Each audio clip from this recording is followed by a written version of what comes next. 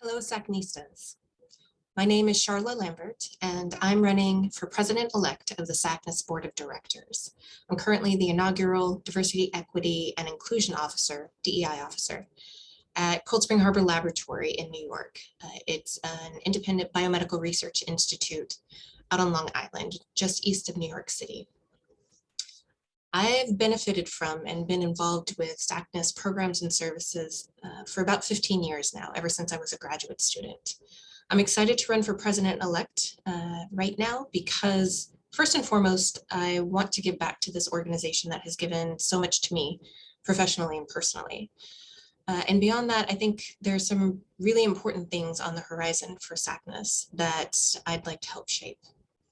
But before I get into all that, let me tell you a little bit about myself. By way of background, I like to say that I'm a mix of the Pacific Northwest, the American Southeast, and the US Army. On my mother's side, I'm Haida Ensumshin from Southeast Alaska. On my father's side, I'm Cajun from Louisiana and Mississippi. My father was a career Army man.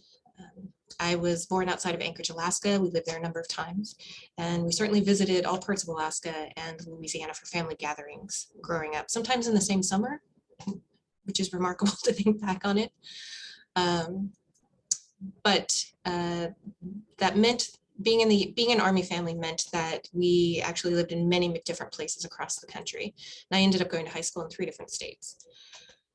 But after high school, I went to all 4 years of college in Cambridge, Massachusetts at MIT, where I majored in math. And from there, I moved to Seattle, where I did a number of things, variety of different things, before entering a PhD program in 2002. I was part of the first classes of the then brand new Department of Genome Sciences at the University of Washington, or the UW, as we like to call it. It was at the UW that my experiences with SACNAS began.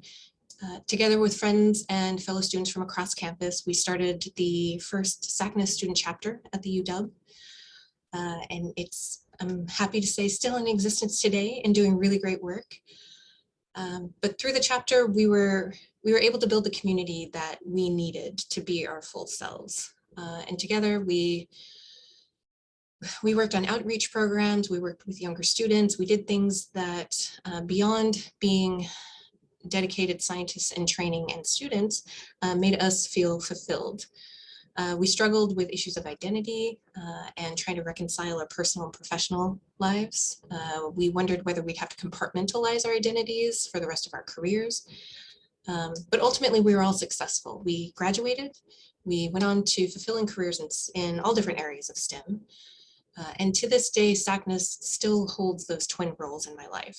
On the one hand, it's supporting and welcoming an inclusive community where hard questions can be asked and hard topics can be talked about and worked through together. And then on the other hand, it's the promise that science could and should be a place where people feel free to bring their entire selves to it, and that science and the people who do the work will ultimately benefit from that. So after graduating from the UW, I was an Iraqi postdoctoral fellow at the University of Pennsylvania in Philadelphia, and I moved here to Cold Spring Harbor in 2011 to help develop training and education programs. Not long after that, I ran for the SACNAS Board of Directors for the first time. I served a 4-year term from 2012 to 2015, served on a number of different committees, and I was secretary for 2 of those years. Now, after a 6-year hiatus, I'm motivated to run for the board again, and president-elect specifically because of this moment in time we all find ourselves in. In terms of existing SACNAS initiatives, 2022, next year, will hopefully mark the grand return to in-person programming that we're all looking forward to. In 2023 is actually the 50th anniversary of the organization, if you can believe it. I'm really excited to celebrate both of those momentous occasions with all of my fellow SACNistas. But more broadly, I think SACNAS has an important role to play in the current climate surrounding racial justice in this country. The murder of George Floyd last year and the subsequent protests around the country catalyzed calls for change in many US systems, including the systems that underlie academia and STEM. Now, the calls for change weren't new, of course. What was new and different about last year is that institutional leaders listened and actually started to implement change. So to achieve true diversity in STEM, I believe structural change in many US colleges and universities need to occur. Everywhere from how science is taught to how scientists are trained and promoted, valued, rewarded, and recognized.